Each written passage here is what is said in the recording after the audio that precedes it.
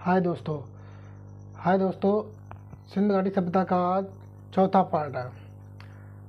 3 part की video बनकर YouTube पर आ चुकी है और सिंध घाटी सभ्यता का ये अंतिम पार्ट है।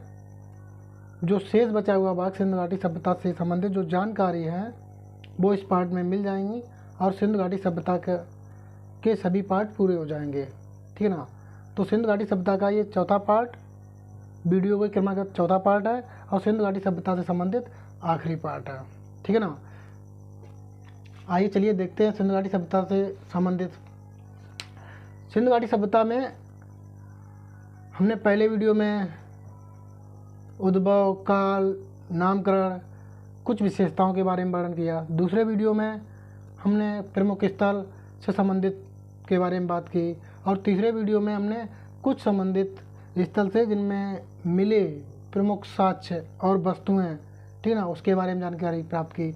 अब अंतिम वीडियो में हम सिंध घाटी सभ्यता से संबंधित राजनीतिक और धार्मिक सामाजिक जीवन कैसा था, ठीक है ना, सत्तात्मक मत सत्तात्मक या पितृ सत्तात्मक सत्ता थी, ठीक है ना, उसके बारे में बात करेंगे। चलिए आइए देखते हैं।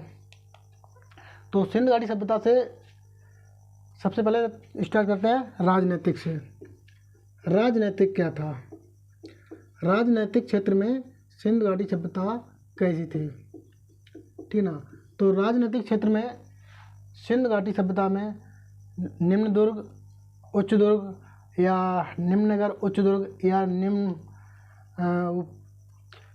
टीला, उच्च टीला या फिर पूर्वी और पश्चिमी दुर्ग, पूर्वी दुर्ग और पश्चिमी दुर्ग में बटा था, ठीक है ना। जिससे पता लगता है व्यापारी, उच्च वर्ग के व्यापारी पूर्वी दुर्ग और पश्चिमी दुर्ग में, है ना। एक जगह पे मजदूर और एक जगह पे व्यापारी। तो नंबर 1 पे बटा था व्यापारी वर्ग में। किसमें? व्यापारी वर्ग में। व्यापारी वर्ग में इतिहासकारों का मानना है कि जो दुर्ग और नगर निगम की जो इकाई थी या भवन निर्माण की जो पद्धति थी, तो पूर्वी दुर्ग और पश्चिमी दुर्ग, ठीक है ना, और उच्च नगर और निम्न नगर। तो निम्न नगर मजदूरों और श्रमिकों के लिए, उच्च नगर व्यापारी वर्ग, कुछ लोग व्यापारी वर्ग बताते हैं, कुछ इतिहासकार इसे पुरोहित वर्गों के लिए बताते हैं। किसके लिए? पुरोहित वर्गों के लिए। अब पुरोहित वर्ग, ठीक है ना, पुरोहित वर्गों के लिए। और जो नगर निगम की इकाई है वो प्रशासनिक महसूस होती है, ठीक है ना। इतिहासकार बोलते हैं, इतिहासकारों का मानना है जो नगर निगम की इकाई है वो प्रशासनिक। तो यहाँ नगर निगम भी देखने को मिलता है, नगर निगम की इकाई, है ना। नगर निगम की इकाई प्रशासनिक है। कैसी है? प्रशासनिक। प्रशासनिक नगर निगम की इकाई है, ठीक है ना। लेकिन स्रोतों का अभाव है, स्रोतों के अभाव कारण वास्तविक जानकारी नहीं मिली है। जो भी ये जानकारी दी जा रही है ये सभी जानकारी अनुमानित है। इतिहासकारों का मानना है, इतिहासकारों के अपने अपने मत हैं, उनके अनुसार जानकारी दी जा रही है, ठीक है ना। तो संभवतः तो कुछ इतिहासकार कहते हैं व्यापारी वर्ग उच्च वर्ग में रहते थे, कुछ बोलते हैं पुरोहित वर्ग और नगर निगम की इकाई, ठीक है ना। इससे तो उच्च वर्ग और निम्न वर्ग में बटे होने के कारण यहाँ व्यापारी वर्ग और पुरोहित वर्ग और नगर निगम की इकाई के बारे में बताया जाता है। लेकिन इतिहासकारों का ये अनुमान है, ठीक है ना। सत्यापित और ठोस साक्ष्य न मिल पाने के कारण ये माना जा रहा है। उसके बाद एक स्टुअर्ट पिगट इतिहासकार थे, स्टुअर्ट पिगट। स्टुअर्ट पिगट एक इतिहासकार थे। इन्होंने कहा, स्टुअर्ट पिगट ने कहा कि पिगट क्या कहते हैं कि मोहनजोदड़ो और हड़प्पा ये दोनों जुड़वां राजधानी बताई। क्या बोली? जुड़वां राजधानी बताई। जुड़वां राजधानी है। पिगट ने कहा कि मोहनजोदड़ो और हड़प्पा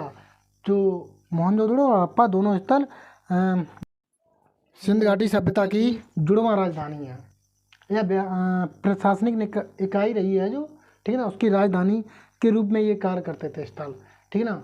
फिर हंटर बोलते हैं मोहनजोदड़ो के शासन में राजतंत्रात्मक नहीं तंत्रात्मक या जनतंत्रात्मक था। हंटर ने ऐसा क्यों कहा कि राजतंत्रात्मक ना होकर के प्रजातंत्रात्मक? राजतंत्रात्मक मतलब है जिसमें राजा का शासन हो, और प्रजातंत्रात्मक या जनता तंत्रात्मक जिसमें जनता द्वारा किसी मुखिया या प्रतिनिधि को चुन करके राज किया जाए, ठीक है ना, तो प्रजातंत्रात्मक या जनता तंत्रात्मक होता है।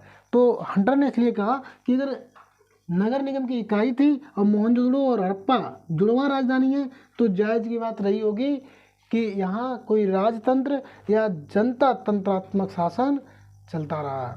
तो राजतंत्रात्मक उन्होंने नहीं माना। हंटर ने कहा राजतंत्रात्मक शासन नहीं था, राजतंत्रात्मक शासन ना होकर के, ये शासन ना होकर के प्रजातंत्रात्मक या जनता तंत्रात्मक, प्रजा या जनता या जनतंत्रात्मक भी कह सकते हैं, जनतंत्रात्मक शासन था, ठीक है ना।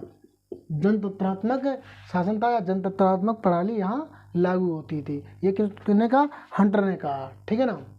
राजतंत्र किसी एक विशेष राजा का या किसी एक विशेष पुरुष का, जिसे राजा के रूप में मानते हैं, उसका शासन ना होकर के जनतंत्रात्मक शासन था, ठीक है ना। और फिर यहाँ एक और सबूत मिलता है कि राजतंत्रात्मक ना होने का कारण, अगर बड़े कारण बूझे जाएं तो हम बोल सकते हैं कि राजा के महल प्राप्त नहीं हुए, अस्त्र शस्त्र प्राप्त नहीं हुए, है ना। तो राजा के महल, यहाँ कह सकते हैं राजा के महल, अर्थात राजा के महल, अगर राजा रहा होता तो उसने एक महल बनवाया होता। अब राजा का महल ही नहीं है, और न अस्त्र शस्त्र मतलब हथियार वगैरह, ठीक है ना, अस्त्र शस्त्र, ठीक है ना, ये भी नहीं मिले, अर्थात औजार वगैरह लड़ाई युद्ध के लिए। तो इससे साबित होता है जब राजा के महल अस्त्र शस्त्र नहीं मिले तो राजतंत्रात्मक शासन नहीं था, ठीक है ना, जनतंत्रात्मक शासन था। और यहाँ लोकप्रिय मतलब जनतंत्रात्मक शासन था। तो बात ये आती है कि ये जो हड़प्पा सभ्यता जो क्षेत्र था वो किस तरह का था। तो लोकप्रिय शब्द व्यापारी वर्ग था या पुरोहित वर्ग था या नगर निगम इकाई थी। तो लोकप्रिय विचार सभी लोग जो मानते हैं, लोकप्रिय विचार जो सभी लोग मानते हैं और सभी लोग पसंद करते हैं, वो बोलते हैं व्यापारी वर्ग, ठीक है ना। व्यापारी वर्ग था, क्या था? व्यापारी वर्ग या व्यापारियों का शासन था, व्यापारी वर्गों का शासन था, ठीक है ना। अगर लोकप्रिय विचार कहा जाए तो व्यापारी वर्गों का शासन था, ठीक है ना, व्यापारियों का शासन था। उसके बाद सामाजिक जीवन से जुड़ी, तो सामाजिक जीवन सिंधु घाटी सभ्यता में कुछ इस तरह मिलता है कि समाज की सबसे छोटी इकाई परिवार होती है, समाज की सबसे छोटी इकाई परिवार होती है, और परिवार में मात्र सत्तात्मक था। परिवार कैसा था? मात्र सत्तात्मक, अर्थात माता ही प्रमुख थी। मातृ देवी की पूजा के प्रमाण मिलते हैं, ठीक है ना। और मोहरों पर, जो कोट दीजी में मोहरों पर मातृ देवी की मूर्तियां मिली हैं, तो मातृ देवी की पूजा के साक्ष्य मिलते हैं या प्रमाण मिलते हैं। और माँ का दर्जा सबसे बड़ा पद माना गया है अगर सामाजिक जीवन में कहें तो। थोड़ा क्लीन कर दें।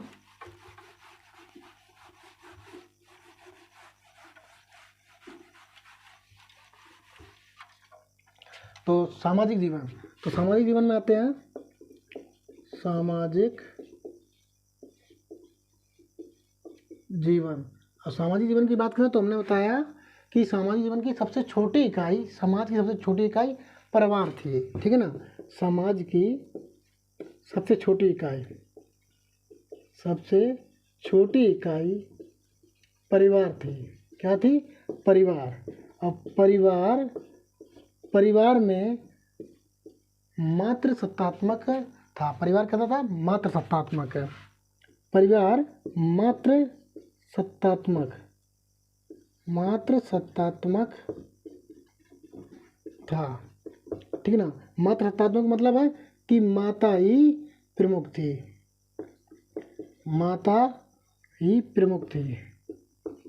प्रमुख या मुख्य थी, जिसमें माता के पूजा के, अर्थात मातृ देवी के पूजा के प्रमाण मिलते हैं। क्या मिलते हैं?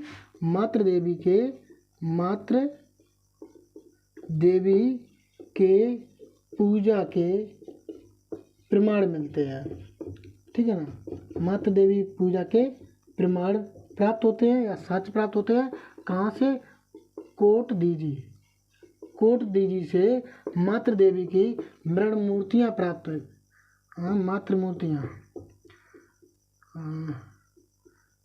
मात्र मूर्तियाँ प्राप्त हुई थी, ठीक है ना। कोट दीजी से मात्र मृण मूर्तियाँ प्राप्त हुई थी। और उसके बाद मोहरों पर जो चित्र अंकित किया गया है वो माता का था। किसका था? माता था। इससे पता लगता है कि परिवार की सबसे छोटी इकाई परिवार थी समाज की, और मात्र सत्तात्मक यहाँ समाज था, और माता प्रमुख थी। माँ का पद सबसे बड़ा था। माता प्रमुख थी मतलब माँ का पद सबसे बड़ा था, सबसे बड़ा पद माना जाता था, ठीक है ना। इसमें ये तो होगी परिवार से संबंधित।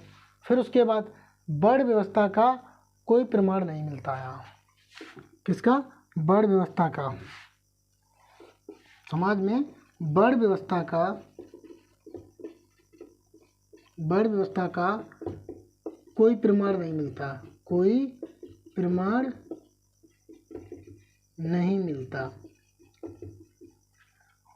कोई प्रमाण नहीं मिलता। अर्थात अभी सिंधु घाटी सभ्यता में आगे जब ऋग्वेद या पूर्व वैदिक काल, उत्तर वैदिक काल पढ़ोगे तो उत्तर वैदिक काल के अंतिम में आते आते क्या हो जाएगा कि मात्र सत्तात्मक खत्म होकर पितृसत्तात्मक चली जाएगी, और उसके बाद वर्ण व्यवस्था का पूर्ण रूप से समाज पर प्रभाव पड़ेगा, हावी हो जाएगी, ठीक है ना। जिसमें 4 वर्ण बताए, आर्य, वैश्य, क्षत्रिय, आर्य, क्षत्रिय, वैश्य, शूद्र, ठीक है ना। ठीक, वो 4 वर्ण बताए, ठीक है ना। तो वो उस व्यवस्था का कोई प्रमाण सिंधु घाटी सभ्यता में नहीं मिलता है, ठीक है ना। और सिंधु घाटी सभ्यता को शांत प्रिय सभ्यता माना जाता है। कैसा माना है? शांत प्रिय सभ्यता, शांत प्रिय सभ्यता। अब शांत प्रिय सभ्यता से क्या होता है कि यहाँ शांत प्रिय सभ्यता से सीधी सी बात है कि सिंधु घाटी सभ्यता में कहीं भी स्थलों में अस्त्र या औजार नहीं प्राप्त हुए, ठीक है ना। अस्त्र या औजार नहीं प्राप्त हुए, जिससे प्राप्त होता है कि शांत प्रिय सभ्यता थी ये, ठीक है ना। उसके बाद सिंधु घाटी सभ्यता के लोग भोजन में शाकाहारी मांसाहारी दोनों थे। भोजन शाकाहारी मांसाहारी दोनों था, शाकाहारी और मांसाहारी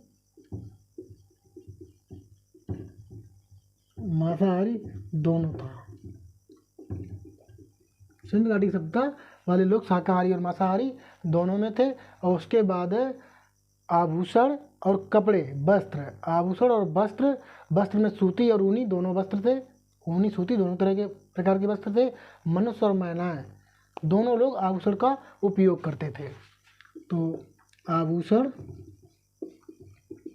और वस्त्र, आभूषण और वस्त्र, वस्त्र में सूती और ऊनी दोनों प्रकार के, सूती और ऊनी दोनों प्रकार के वस्त्र होते थे। और आभूषणों का उपयोग पुरुष और महिलाएं दोनों लोग करते थे। पुरुष और महिलाएं, ठीक है ना, दोनों लोग आभूषण का उपयोग करते थे, ठीक है ना। उसके बाद मनोरंजन के साधन क्या थे? मनोरंजन के साधन में पासे, नृत्य, शिकार और पशुओं की लड़ाई। तो मनोरंजन के साधन थे, मनोरंजन में क्या था? पासे खेलना और नृत्य,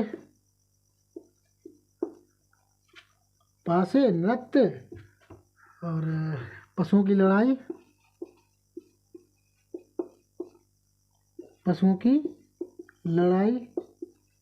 और साथ में शिकार। तो मनोरंजन के साधन क्या थे? मनोरंजन के साधन तो पासे, नृत्य, शिकार और पशुओं की लड़ाई, ठीक है ना ये। और आखिरी में समाज में कई वर्ग थे, पुरोहित वर्ग, व्यापारी वर्ग, श्रमिक और शिल्प वर्ग। समाज में कई वर्ग थे,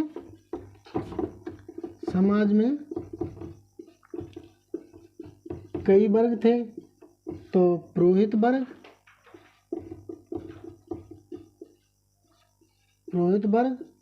और व्यापारी वर्ग,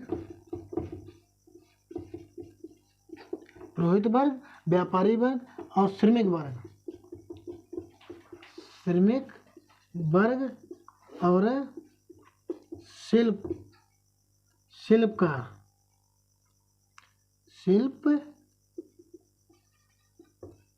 वर्ग आदि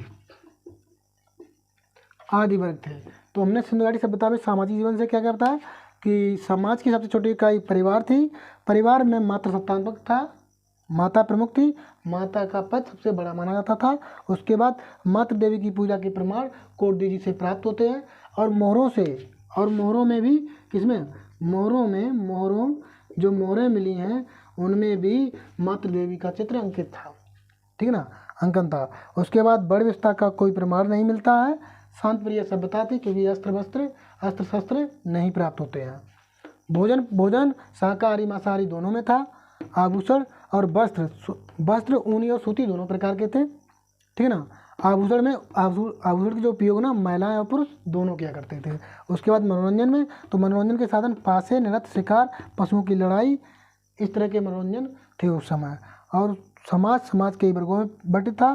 पुरोहित वर्ग, श्रमिक वर्ग, व्यापारी वर्ग और शिल्पकार वर्ग, ठीक है ना। ये हो गई समाज।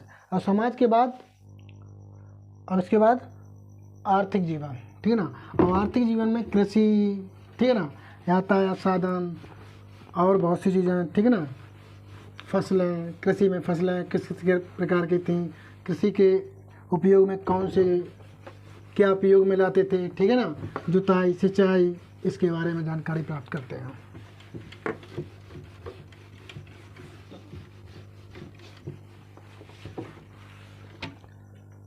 तो आर्थिक जीवन, ठीक है ना।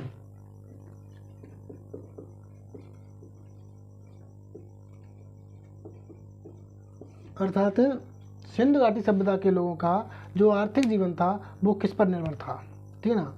तो उसमें कृषि से वो परिचित थे या नहीं थे, तो आते हैं तो कृषि में वो किस से परिचित थे। सिंधु घाटी सभ्यता के लोग कृषि से परिचित थे और कृषि में किस तरह के कार्य, जुताई, बुवाई, सिंचाई सभी विधियों से परिचित थे।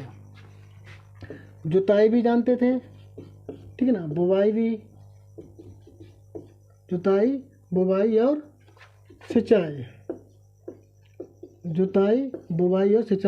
से परिचित थे।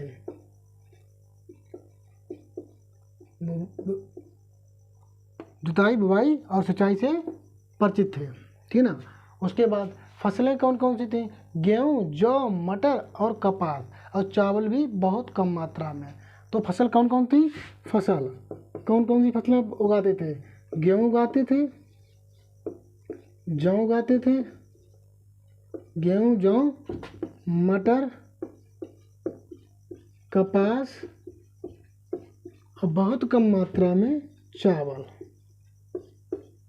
बहुत कम मात्रा में, नाम मात्र का, ठीक है ना, बहुत कम मात्रा में या नाम मात्र में चावल उगाते थे।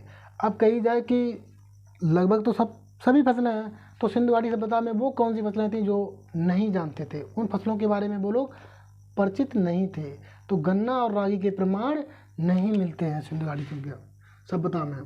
तो गन्ना और रागी, तो नोट करके लिख लेंगे हम, गन्ना और रागी के प्रमाण नहीं मिलते हैं, गन्ना और रागी के प्रमाण नहीं मिलते हैं सिंधु घाटी सभ्यता में, गन्ना और रागी के प्रमाण नहीं मिलते हैं। तो पशुपालन में उनका प्रिय पशु कुगड़ वाला सांड होता था। कौन होता था? पशुपालन में तो पशुपालन में उनका प्रिय पशु कुगड़ वाला सांड,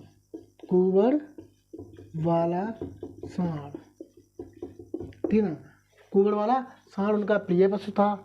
एक सींग वाले गेंडा काल्पनिक चित्रण माना जाता है। यहाँ सिंधु घाटी सभ्यता में एक सींग वाले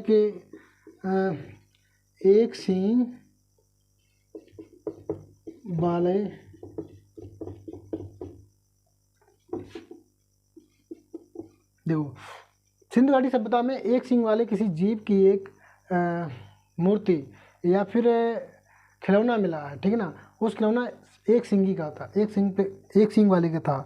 अब एक सींग वाला जो खिलौना था वो गेंडा का चित्रण नहीं है, लेकिन इतिहासकार मानते हैं कि जो एक सींग वाला वो खिलौना था वो एक गेंडा के साथ थे।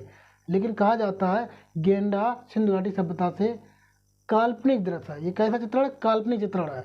उस समय गेंडों का कोई अस्तित्व नहीं था। सिंधु घाटी सभ्यता में गेंडों के बारे में कोई साक्ष्य प्राप्त नहीं मिले, तो वो खिलौना है ना उसे काल्पनिक चित्रण माना गया। काल्पनिक, जैसे मन में विचार किया किसी के बारे में से ही बना दिया, यहाँ नहीं ऐसी आकृत होनी चाहिए, उसी तरह। तो एक सींग वाले जो गेंडा की मूर्ति मिली वो काल्पनिक चित्रण माना जाता है। क्या माना जाता है? काल्पनिक, ठीक है ना। उस समय था नहीं, लेकिन लोगों ने खिलौने के स्तर पर बनाया, तो उसे काल्पनिक चित्रण बोलते हैं। क्या बोलते हैं? काल्पनिक चित्रण या काल्पनिक खिलौना माना जाता है। इतिहासकार मानते हैं ये काल्पनिक चित्रण था।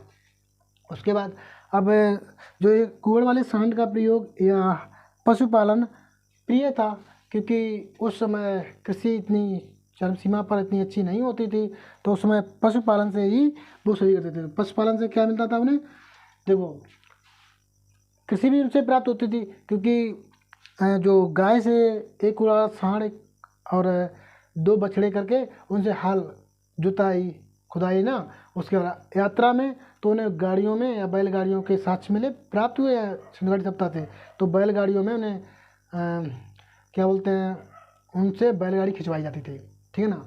और उसके बाद मांस के लिए भी, मांस और दूध के लिए भी, तो उन्हें क्या क्या फायदा मिलती थी पशुपालन से? कृषि भी उनकी हो जाती थी, ठीक है ना। और यात्रा के साधन उसी से जुड़ जाते थे, और मांस भी प्राप्त होता था, साथ में दूध, ठीक है ना, दूध के लिए। तो इतनी चीज़ें प्राप्त थी जो कि उनके आर्थिक जीवन के लिए बहुतायत थी, ठीक है ना, बहुतायत रूप में है। उसके बाद वो उद्योग सूती वस्त्र, बर्तन, शिल्प आदि का उद्योग करते थे। तो उद्योग किसका उद्योग करते थे? उद्योग में सूती वस्त्र, ठीक है ना, बर्तन और शिल्प। और ये छोटे स्तर पर थे। कैसे स्तर पे थे? छोटे स्तर पर उद्योग थे, छोटे स्तर पर उद्योग थे, ठीक है ना, छोटे स्तर पर ये उद्योग थे। उसके बाद व्यापार सिंधु घाटी सभ्यता का आंतरिक और बाह्य दोनों प्रकार से था। तो बाह्य व्यापार पश्चिम एशिया, मध्य एशिया, ईरान, अफगानिस्तान और मेसोपोटामिया और मिस्र के क्षेत्र तक उनका बाह्य व्यापार चलता था। और समुद्री व्यापार भी चलता था। नाव और पोत निर्माण में गोदीवाड़ा लोथल से ने साक्ष्य प्राप्त हुए हैं, ठीक है ना। तो व्यापार, अगर व्यापार की बात करी जाए तो व्यापार ये किसी का बर्तन का, ठीक है ना, और शिल्प का, ठीक, बर्तन, शिल्प, ठीक है ना, इन चीज़ों का व्यापार करते थे।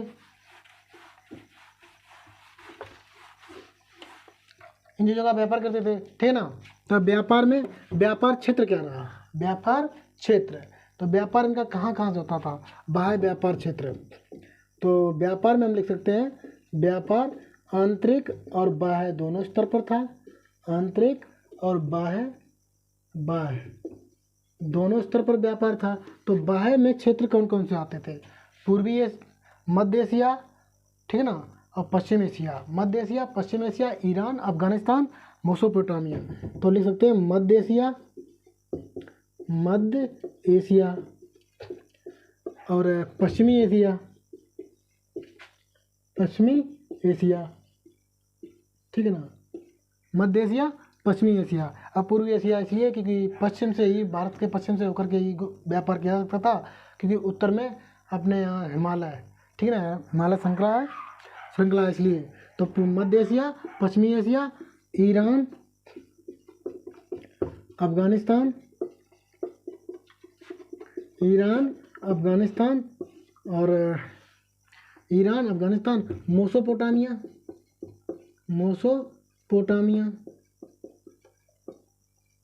मेसोपोटामिया और मिस्र के क्षेत्र तक, ठीक है ना, मिस्र के क्षेत्र तक बाह्य व्यापार होता था, ठीक है ना, बाह्य व्यापार होता था। अर्थात इसे हम विदेशी बाजार भी कह सकते हैं। व्यापार होता था। और साथ साथ में व्यापार के रूप में व्यापार समुद्र मार्ग से भी होता था, समुद्र मार्ग या जल मार्ग से भी होता था व्यापार, क्योंकि लोथल गोदीवाड़ा समुद्री व्यापार का एक बंदरगाह है। कैसा है? बंदरगाह है, ठीक है ना, पतन है। तो नाव और पोतों का निर्माण भी, नाव और पोत निर्माण, ठीक है ना, पोत निर्माण के साक्ष्य मिले हैं। और लोथल जो है, लोथल गोदीवाड़ा एक बंदरगाह है। क्या है? बंदरगाह है। तो बंदरगाह से प्रमाणित होता है या अनुमान लगाते हैं इतिहासकार कि लोथल एक बंदरगाह है। बंदरगाह से हिसाब से नाव और पोत निर्माण चलते थे, जिससे समुद्री मार्ग और समुद्री व्यापार होता था, ठीक है ना, समुद्री व्यापार होता था। उसके बाद सिक्कों का प्रचलन इनके सिंधु घाटी सभ्यता में नहीं था, सिक्कों के बारे में जानकारी नहीं थी। तो व्यापार ये किस तरह करते थे? अर्थात व्यापार में सिक्कों के बारे में जानकारी नहीं थी। अर्थात इस वर्तमान में जो रुपया चलता है, अमेरिका में डॉलर चलता है, रुपया और डॉलर इसकी जानकारी उन्हें नहीं थी, ठीक है ना। तो सिक्कों के बारे में, सिक्कों की जानकारी नहीं थी, इसके कोई प्रमाण नहीं मिलते हैं, ठीक है ना। जब प्रमाण नहीं मिलते हैं तो इसकी जानकारी उनको नहीं थी, सिंधु घाटी सभ्यता वालों को। लेकिन वे व्यापार किससे करते थे? फिर व्यापार किससे थे? व्यापार विनिमय, वस्तु विनिमय द्वारा व्यापार करते थे। वस्तु विनिमय द्वारा व्यापार करते थे। अर्थात वस्तु विनिमय द्वारा व्यापार का मतलब है कि कोई वस्तु इधर से उधर दी, अर्थात जैसे नमक को चीनी से, ठीक है ना, नमक आयात किया और चीनी निर्यात की, है ना। और बहुत से दालों को दालों से, काली मिर्च से, ठीक है ना। इस तरह वो वस्तु विनिमय से एक वस्तु ली और दूसरी वस्तु दी, तो वस्तु विनिमय से व्यापार करते थे। सिक्कों का प्रचलन नहीं था। और निर्यात में वो निर्यात क्या क्या चीज़ें करते थे? व्यापार में वो क्या आयात करते थे, क्या निर्यात करते थे? अर्थात निर्यात। तो व्यापार में निर्यात वस्तुएं उनके पास थी, सूती वस्त्र, हाथी दांत और इमारती लकड़ी, ये इसका निर्यात करते थे। तो सूती वस्त्र और हाथी दांत, सूती वस्त्र, हाथी दांत और इमारती लकड़ी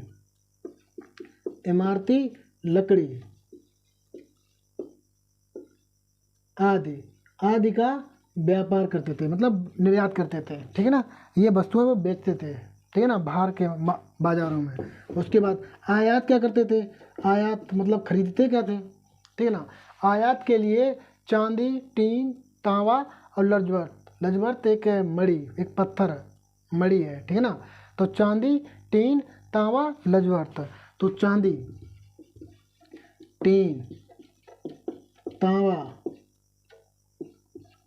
और लजवर्त, ठीक है ना। तो चांदी, टीन, तांबा और लजवर्त। चांदी का व्यापार कहाँ से होता था? ईरान और अफगानिस्तान से।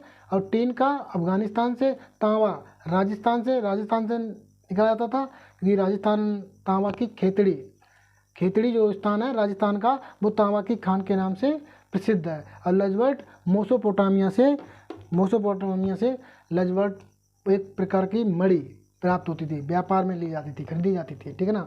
आयात करते थे। निर्यात में क्या? सूती वस्त्र और हाथी दांत, इमारती लकड़ी। और आयात में चांदी, टीन, तांबा और लजवर्त, ठीक है ना। अब उनके धार्मिक जीवन की बात करते हैं। किसकी बात करते हैं? धार्मिक जीवन की। तो उनका धार्मिक जीवन कैसा था?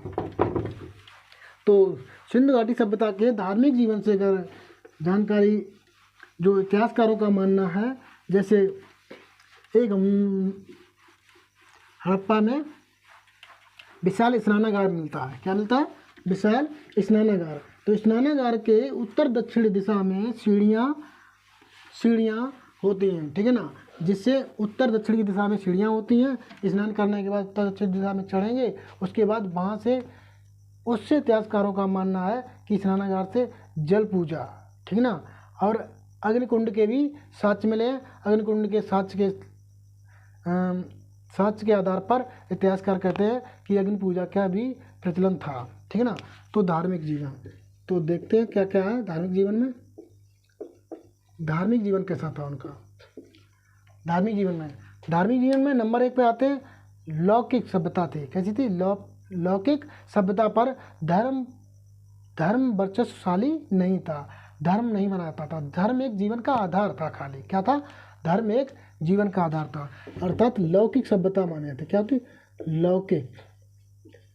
लौकिक सभ्यता, ठीक है ना। और धर्म का कोई वर्चस्व नहीं था, धर्म वर्चस्वशाली नहीं था। वर्चस्व जैसा कि आज वर्तमान में है, ठीक है ना। धर्म वर्चस्वशाली नहीं था, धर्म वर्चस्वशाली नहीं था। अर्थात धर्म एक जीवन का आधार था, मात्र जीवन का आधार था। धर्म एक मात्र जीवन का आधार था। धर्म इतना वर्चस्वशाली नहीं था, ठीक है ना। उसके बाद युगल समाधि मिली है। युगल समाधि जो प्राप्त हुई है धर्म में, युगल समाधि। तो युगल समाधि इसका मतलब है कि पति और पत्नी की समाधि, है ना। पति पत्नी की एक साथ समाधि, ठीक है ना।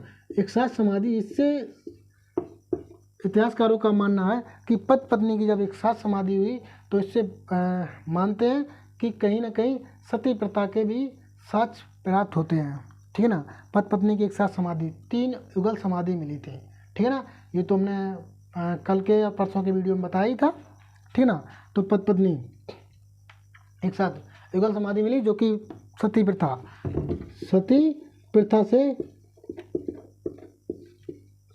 से अनुमान लगाया जाता है कि सती प्रथा का कहीं कहीं प्रचलन मालूम होता है, ठीक है ना। उसके बाद मातृ देवी के साथ मिले हैं। तो मातृ देवी तो पूरा सिंधु घाटी सभ्यता में मात्रात्मक पहलू ही था। तो मातृ देवी के साथ मिलते हैं तो मातृ देवी की पूजा होती है। और मातृ देवी के साथ कहाँ से प्राप्त होते हैं? मोहनजोदड़ो से। उसके बाद मंदिर का कोई निर्माण नहीं था, मंदिर के एक भी प्रमाण सिंधु घाटी सभ्यता से प्राप्त नहीं हुए थे। मंदिर का सिंधु घाटी सभ्यता में एक भी साक्ष्य प्राप्त नहीं हुआ है, ठीक है ना। अर्थात सिंधु घाटी सभ्यता में एक भी मंदिर के साक्ष्य नहीं मिले हैं, अर्थात वो मंदिर का निर्माण नहीं करते थे। एक और चीज़, उर्वरता की देवी पूजा जो हड़प्पा सभ्यता से मिलती है, जिसे पृथ्वी देवी की पूजा के रूप में मानते हैं। उर्वरता देवी की पूजा, उर्वरता देवी की पूजा, ठीक है ना, जिसे कहीं ना कहीं पृथ्वी देवी की पूजा के रूप में इतिहासकार मानते हैं। पृथ्वी देवी की पूजा के रूप में इतिहासकार मानते हैं उर्वरता की देवी की पूजा, ठीक है ना। तो हमने बताया धार्मिक जीवन कैसा था? लौकिक सभ्यता पर आधारित था, अर्थात धर्म वर्चस्वशाली नहीं था। धर्म इतना चरम सीमा पर नहीं था जितना कि वर्तमान में आज दिख रहा है, ठीक है ना। जीवन का आधार, धर्म एकमात्र जीवन का आधार था, ठीक है ना। जीवन का आधार था धर्म। खाली युगल समाधि प्राप्त हुई पति पत्नी की एक साथ, और युगल समाधि कितनी प्राप्त हुई? 3 युगल समाधि प्राप्त हुई पति पत्नी के साथ, जिससे प्राप्त होता है कि कहीं ना कहीं सती प्रथा का भी प्रचलन था। उसके बाद मातृ देवी, तो मात्रात्मक सत्तात्मक था, अर्थात परिवार में माता का जो दर्जा था वो सबसे बड़ा था, ठीक है ना। मंदिर का कोई साक्ष्य नहीं मिला है, मंदिर के एक भी साक्ष्य प्रमाण प्राप्त नहीं हुए हैं, अर्थात वो लोग मंदिर निर्माण नहीं करते थे, ठीक है ना। उर्वरता देवी की पूजा और पृथ्वी देवी की पूजा के रूप में इतिहासकार मानते हैं। अब आगे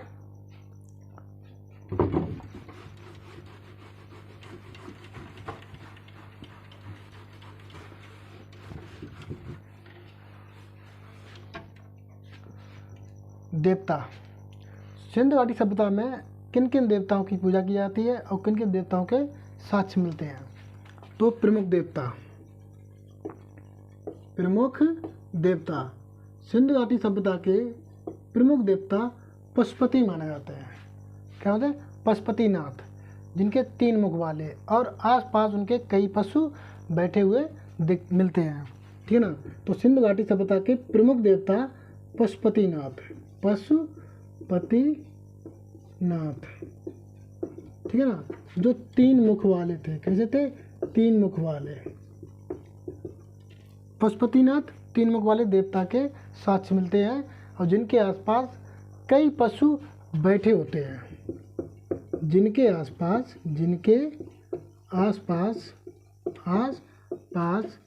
कई पशु बैठे थे, ठीक है ना, बैठे होते हैं, यहाँ बैठे थे, ठीक है ना। तो सिंधु घाटी सभ्यता थे मुख्य देवता प्रमुख देवता पशुपतिनाथ, जो जिनके आसपास कई पशु बैठे होते थे। और नाग पूजा, लिंग योनि पूजा और स्वास्तिक चिन्ह, कौन कौन, नाग पूजा और इसके अलावा किसी की पूजा करते थे, तो नाग पूजा और लिंग योनि की पूजा, लिंग योनि की पूजा और स्वास्तिक चिन्ह। स्वास्तिक चिन्ह से मतलब है सूर्य से, स्वास्तिक चिन्ह से मतलब है सूर्य की उपासना से है, सूर्य की उपासना से है। स्वास्तिक चिन्ह से मतलब है सूर्य की उपासना से। तो पशुपतिनाथ की पूजा करते थे जिसके 3 मुख वाले थे, जिनके आसपास पशु बैठते थे। तो पशु बैठने की गाड़ी से इन्हें पशुपति नाथ कहा जाता था। उसके इनके अलावा नाग पूजा, लिंग योनि पूजा और स्वास्तिक चिन्ह सूर्य की उपासना के भी साक्ष्य मिलते हैं। उसके बाद अग्निकुंड प्राप्त होता है एक, तो अग्निकुंड प्राप्त होता है, ठीक है ना। तो अग्निकुंड से शायद हवन पूजा के लिए या फिर हवन कुंड के माध्यम से अग्नि पूजा की जाती रही होगी, ठीक है ना। तो ये लोथल कालीबंगा से प्राप्त होते हैं। तो अग्निकुंड कहाँ से प्राप्त होते हैं, लोथल कालीबंगा से प्राप्त होते हैं। और हवन कुंड, ठीक है ना, हवन कुंड के माध्यम से या हवन पूजा, शायद हवन पूजा के रूप से, शायद हवन पूजा के रूप से, ठीक है ना। कंफर्म इसीलिए नहीं कह सकते क्योंकि शायद पूर्ण रूप से वर्णित नहीं है, अनुमानित है, ठीक है ना। इतिहासकारों ने जो माना, अनुमान लगाया, उसके स्तर से कहा जाता है, ठीक है ना। तो हवन पूजा के रूप से या फिर हवन कुंड के आधार से अग्नि पूजा के रूप में अग्नि पूजा की जाती रही होगी, ठीक है ना, की जाती रही होगी, ठीक है ना। तो सिंधु घाटी सभ्यता से संबंधित इतनी जानकारी मैंने आपको शेयर की। मैंने पूरी कोशिश की कि आपको अधिक से अधिक जानकारी शेयर की जाए, जितना हो सका अधिक से अधिक जानकारी मैंने इसमें शेयर की, ठीक है। तो सिंधु घाटी सभ्यता के संबंधित आज चौथा पार्ट था और 4 पार्ट में या 4 भागों में सिंधु घाटी सभ्यता को पूरा समाप्त कर दिया है, ठीक है ना।